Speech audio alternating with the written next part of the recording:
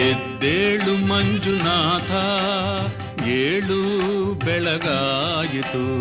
ಎದ್ದೇಳು ಮಂಜುನಾಥ, ಏಳು ಬೆಳಗಾಯಿತು. ಧರ್ಮದೇವತೆಗಳು ನಿನ್ನ ದರ್ಶನಕ್ಕೆ ಕಾದಿಹರು. ಧರ್ಮದೇವತೆಗಳು ನಿನ್ನ ದರ್ಶನಕ್ಕೆ ಕಾದಿಹರು. ಅಣ್ಣಪ್ಪ ಸ್ವಾಮಿಯೂ ನಿನ್ನ ಆಜ್ಞೆಗೆ ನಿಂತಿಹನು. ಎದ್ದೇಳು ಮಂಜುನಾಥ, ಎದ್ದೇಳು.